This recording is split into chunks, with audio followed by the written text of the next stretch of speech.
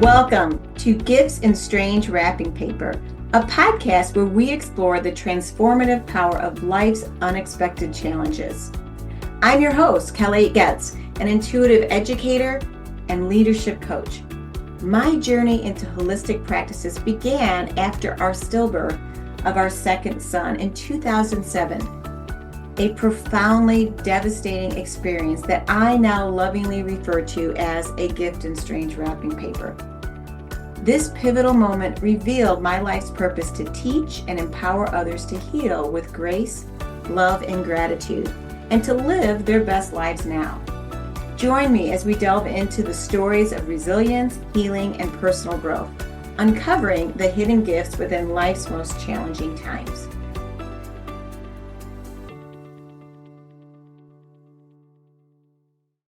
Welcome back. Today I wanted to talk about our comfort zone. One of the things that I learned about a month into my healing journey, before I actually entered the world of holistic practices, is I started to learn about the concept of being able to appreciate and be grateful for all of our emotions.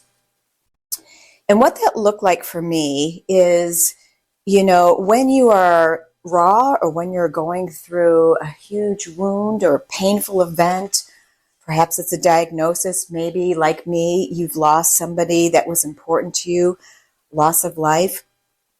When you're going through some sort of tragic, difficult event, I believe that we're just open and raw, or at least I was. Perhaps that's not true for you.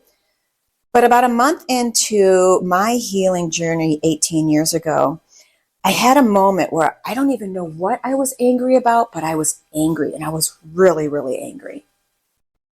Now, I'm extremely spiritual, and I do believe that there's something that connects us all. I do believe that there's some divinity presence, and I do enjoy going to my church. And that's not true for everyone. But I think having there's something bigger than me helps me personally navigate some of life's challenges. That's true for me. It may not be true for you. That being said, I remember having a moment where I was upstairs in my house, and I was walking from my son's room and to my bedroom. And I don't know what it was that had me feeling so frustrated and angry, but I was feeling angry.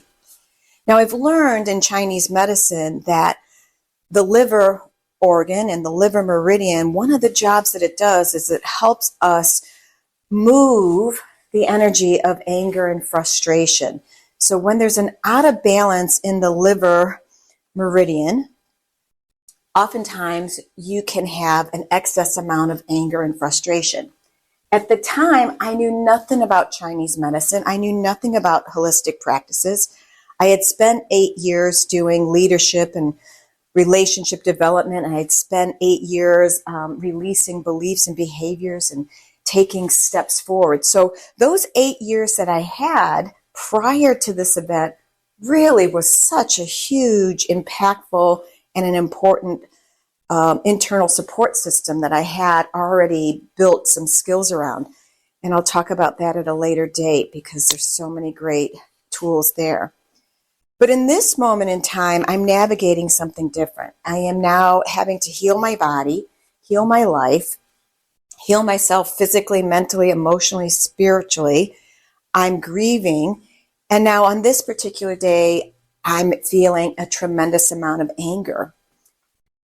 And what I all of a sudden recognized was like, all right, what is the benefit of this anger right now? What is, feeling this level of anger at a level 8 or 9? And I wasn't angry at my kid. I don't even know what I was angry at. But I remember walking back into my bedroom, and I just made this declaration. I was like, okay, what is great about this? What can I be grateful for in this anger right now? What's the benefit of this anger? And I had this epiphany. At least I thought it was an epiphany. Somebody else might think it's crazy. You might think it's crazy. But all of a sudden I thought, you know what? Well, thank God that I'm feeling this anger. Right now, the only thing I can see in feeling this much anger is that it's letting me know that I'm alive, that I'm here on this planet Earth to live, that I'm living. It was like proof that I was physically living, emotionally living, that I'm here. And so all of a sudden I thought, you know what? If this anger, this intense feeling of anger that I'm feeling a month after my tragic event, if this is what I'm feeling right now, that means I'm alive. And if I'm alive, there's some sort of hope that I can move forward. And then the more I thought about it, the more I thought, all right, if this means that I'm alive and I can feel this level of anger and this level of pain and this level of grief, then I know if I can feel this at a level 10 plus, that someday, somehow, I am going to feel joy and love at such a great level that I've never experienced before.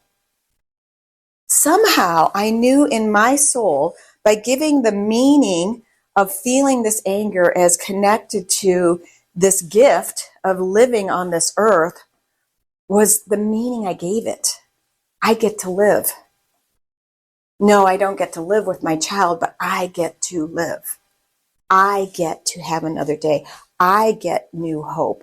I get the possibilities, the infinite possibilities that I can create whatever it is I want to create. Even if that creation is simply moving out of this anger, being appreciative and grateful for this anger, so that someday, if I keep stepping forward, someday I would feel joy and love that is so great and so powerful. And I was like, okay, that's what I'm going to set my intentions on.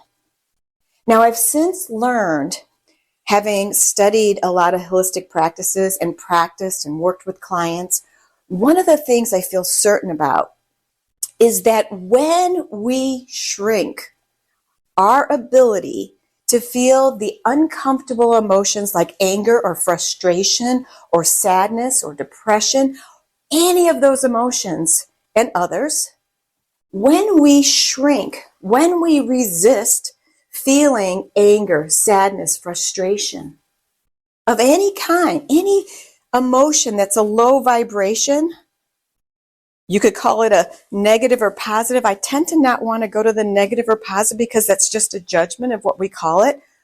But it's a lower vibration. You know, you see people when they're in anger and sadness and frustration, they're at a lower vibration. Their auric field, or their ability to be out in the world and connecting with the world, shrinks. People tend to avoid angry people. People tend to, not know sometimes what to do when somebody they love is sad or depressed. They want to help them and they don't know how to help them, because that person is literally their energy field and they are shrinking on some level. They are compressing. They are pulling in a place of protection. And so when you choose to say, I don't want to feel anger, I don't want to feel judgment, I don't want to feel sadness, it's like we energetically put up a wall of resistance, say, I'm not going to feel that. The truth of the matter, though, is your body, your soul, the person you are, we have this huge wealth of emotional experience. So when we resist feeling anger and frustration and sadness, guess what? We start shrinking our comfort level. We start shrinking our comfort zone. And as we shrink our comfort zone to feel the emotions that we don't want to feel, we also shrink our capacity to feel love, joy, excitement, peace, happiness. You pick a word. Whatever that emotion is, that's a higher frequency, a higher vibration.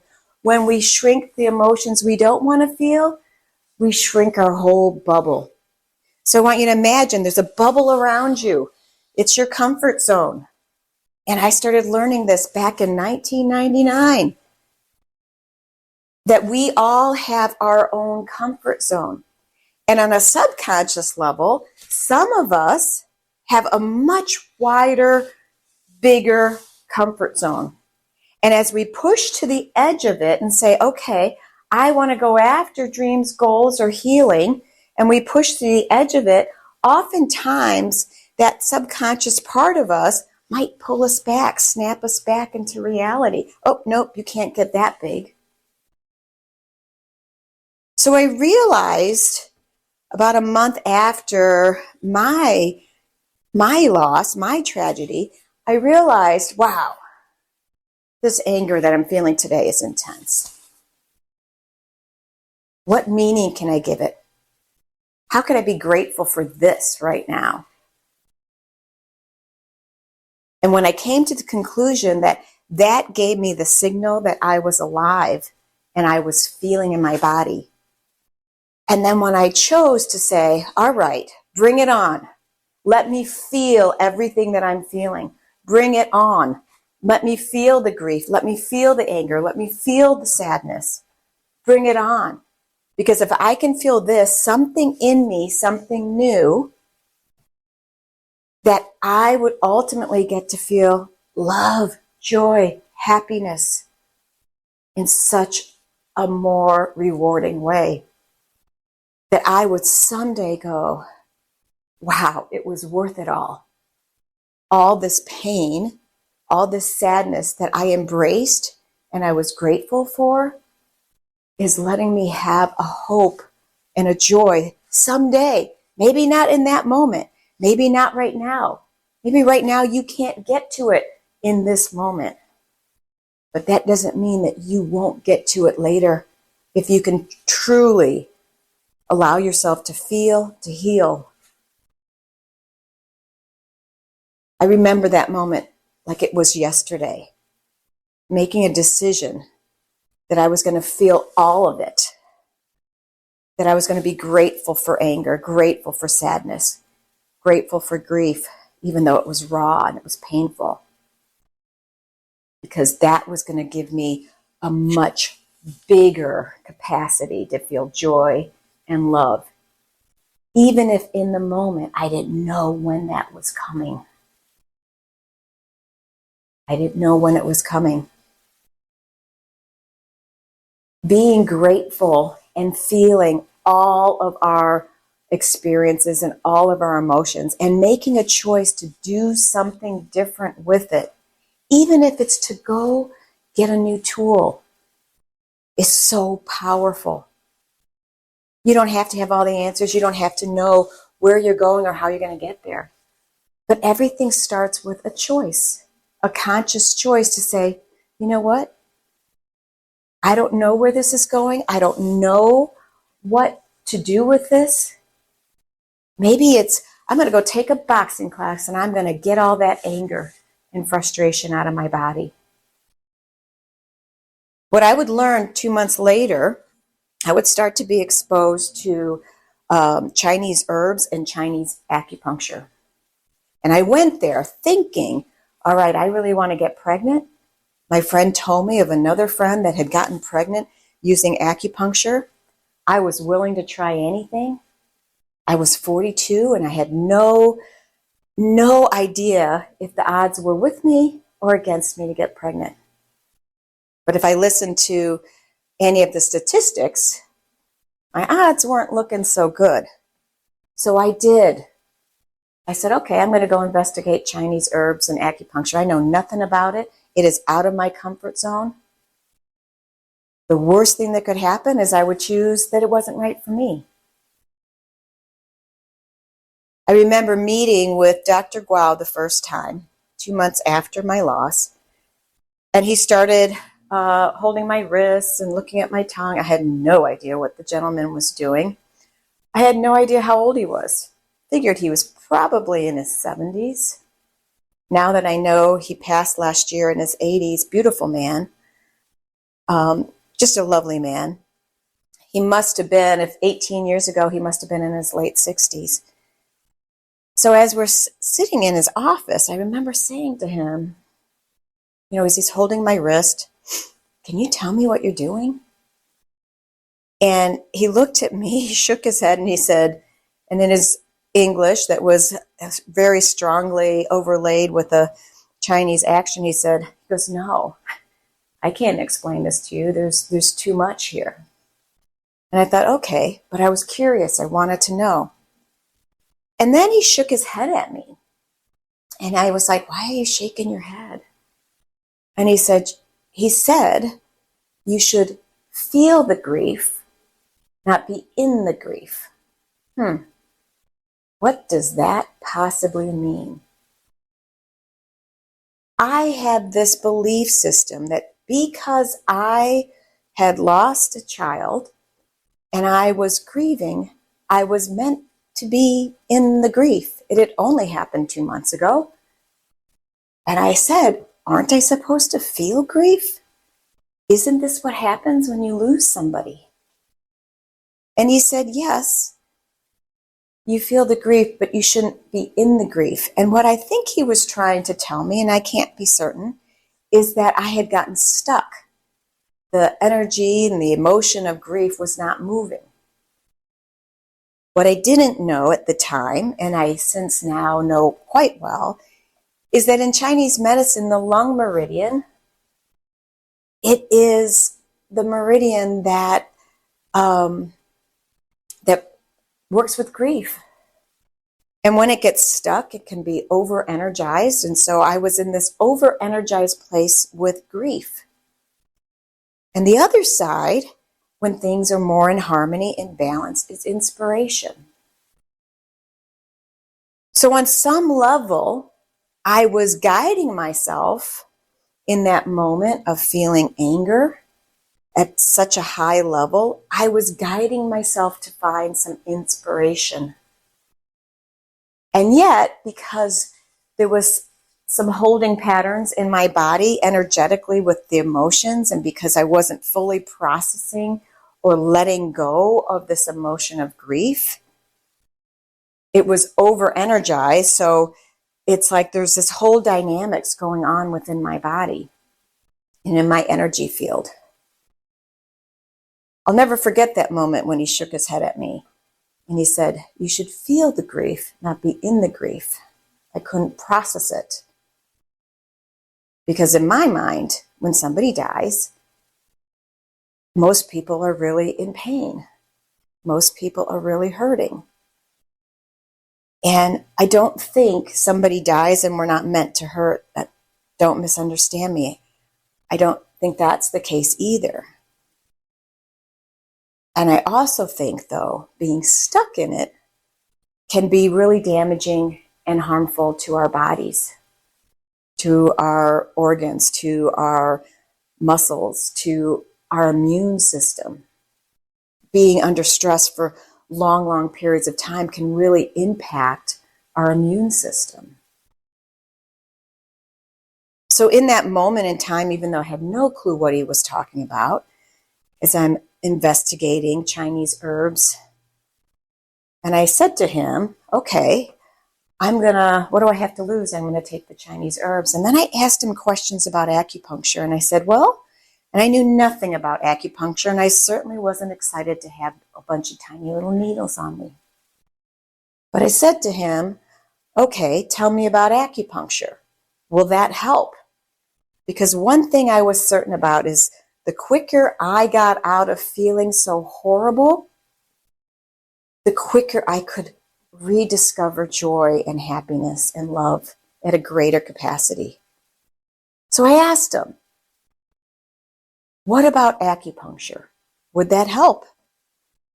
Now, to my surprise, he wasn't like insisting that I do acupuncture, but he said, yes, it can help. It can speed things up. I had no idea if it would. There was a cost associated to it. And I decided, you know what? I've never done acupuncture. Some of these other women have come to acupuncturists. They've gotten pregnant. What do I have to lose? So I scheduled myself for weekly acupuncture appointments. Still not knowing what it was all about. At first, not really noticing anything with the Chinese herbs or the acupuncture, because guess what? Energy is subtle. Energy takes time to shift and to change. And yet I committed. I didn't mind it the first time. The needles were so tiny, you really don't feel them. And I just said, okay, I'm going to see where it goes. I'm going to see where it goes. I'll never forget 4 months or 2 months later, and there were some other things that overlaid on this, and I'll talk about that another time. But 2 months later, when I discovered that I was pregnant, before going to my doctor and really, getting their instructions of what they wanted me to do and not do, and one of the things they were going to ultimately tell me not to do was to not have acupuncture. Now, at the time, with my limited understanding of the meridian system and my limited understanding of acupuncture, when my doctors ultimately discovered that I was pregnant again so quickly, in 4 months actually, at 42, naturally, when my doctors discovered that, one of the things they said is they didn't want me to do acupuncture because acupuncture could be dangerous in terms of being losing the pregnancy. I didn't know what questions to ask. And I didn't realize at that moment in time I was actually on the right path. That the acupuncture would actually have served me really well. I chose to listen to my doctor because I had decided that they were going to be my primary caregivers. So I chose to follow those instructions. However, before I had gotten those instructions, I had gone in for one last acupuncture appointment. And as I'm laying on the table with needles all over me from head to toe, and I'm laying on my back, and I'm just in bliss, I'm peaceful. What I find is acupressure, which is what I do for a living, acupuncture can be very, very calming and soothing because it's helping the energy system move. So if there's stuck energy, like I had stuck grief and I had stuck anger that particular day, it helps your energy move those things through your body.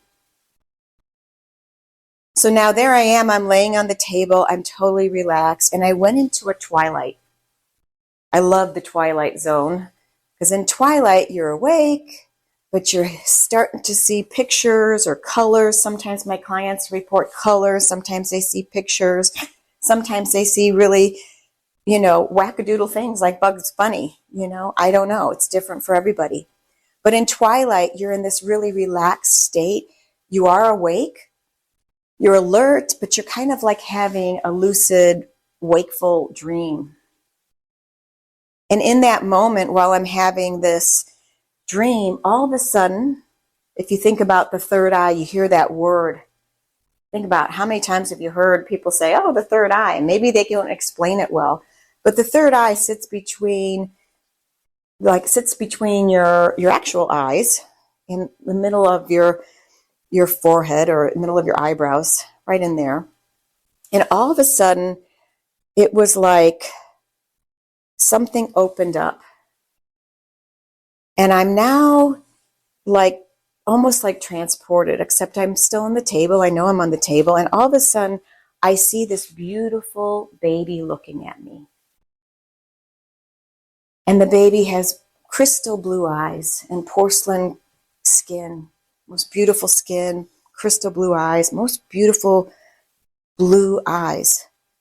And I'm looking at this baby as I'm laying on this table, and I'm forgotten that I'm laying on a table, and I've forgotten where I was, but I'm looking at this beautiful baby with crystal blue eyes, and I'm noticing the baby is blinking, and I'm noticing we're almost nose to nose, but we have a little distance between us, and I'm just noticing the beauty of this baby.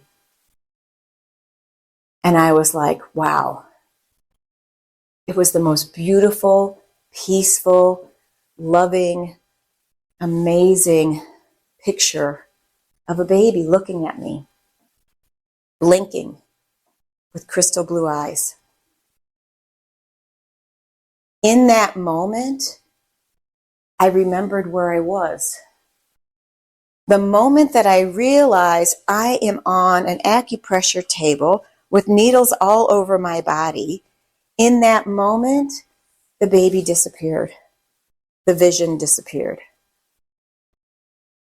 And I was like, oh, crap. I wanted to see that image. I wanted to see that baby. Disappeared. And now I'm laying there with all these needles from head to toe on my body, and I was like, what just happened? Was it the baby I lost, Montana, or was it the new baby? I had no idea. But the hope that it gave me, and seeing my third eye and seeing this beautiful image and this beautiful baby looking at me with crystal blue eyes, was unbelievably amazing. I could not wait to call my husband and share with him, honey, Carl, you are not going to believe what just happened. I just saw this beautiful baby in my third eye, and the baby had crystal blue eyes and porcelain skin, and the baby was blinking at me. And then I realized what it was, and it vanished while I was laying and having my acupuncture. And my husband was in the middle of his day, and he was like, Kelly, I don't have those experiences. I have no idea what you're talking about. But what I had, even though he was a little bit in disbelief and didn't know what that was all about, I was like, you know what? That's all the hope I need today.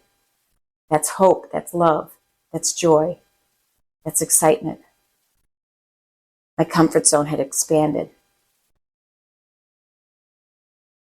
Fast forward, our daughter was born. And about 3 months, I'm back at the gym. And what I started noticing, I had forgotten about that moment in time where my third eye had opened up on the table. It was the last time I would have acupuncture until later I would learn more about Chinese medicine. And now I know, find the right acupuncturist, it's a good thing. So now my daughter has been born and we're back at the gym, and I had forgotten what I had seen. And I'm standing in the gym, I'm in line to check in, and there's a couple about, 10 feet away from me. And somehow they caught my daughter's blue eyes. She was all bundled up in a pink cozy blanket, and all you could see was this little face peeking through and her crystal blue eyes. And as they crossed over to me, they said, wow, she has the most beautiful blue eyes. And suddenly I remembered, oh my gosh, they're talking about her crystal blue eyes. I saw these eyes. I saw these eyes 9 months before, when I needed the hope, when I needed the love, when I needed the joy. And I was in awe of the wonder of life and grateful for the infinite possibilities we each have every single day. That couple was not the only couple that would comment on my daughter's eyes. It happened all the time, where people would walk over to me to say, wow, she has beautiful crystal blue eyes. To this day, she has beautiful crystal blue eyes. My message to you today is, if you are feeling anger, sadness, heartache, depression even, give yourself love. Let yourself feel it to heal it. If it's anger, make the sound of shh, like shouldn't, should. SHIT. Whatever the sound is for you, make the sound of shh, shh, shh, shh, shh. If it's anger. When you make that sound, you're helping your meridian system that feeds your liver and your gallbladder organs that are part of the wood nature, part of spring. You are helping release the energy of anger. And if you are feeling grief and it's overwhelming and you don't know what to do with it, make the sound of a tea kettle. Like it goes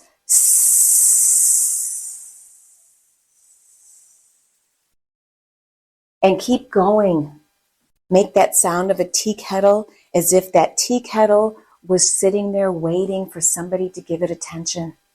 And when you make that sound of a tea kettle with that snake-like sound, you're helping release the energy of grief.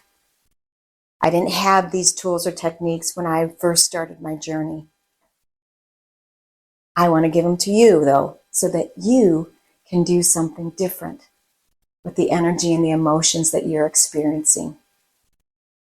So the shh, really quick shh, shh, shh, shh sound for anger, or sss, long and drawn out like a tea kettle for grief, will allow you to release some of that energy in a really safe and helpful way so that you can draw in more peace in the wood energy and more inspiration.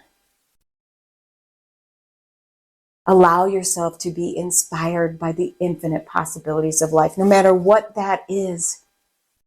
I guarantee these painful moments that stink. I wanted to say something else, but I didn't. These painful moments that suck.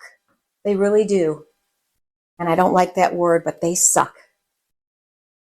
If you allow it to grow you, and if you allow it to teach you, you will find yourself on the other side helping somebody else that needs your wisdom.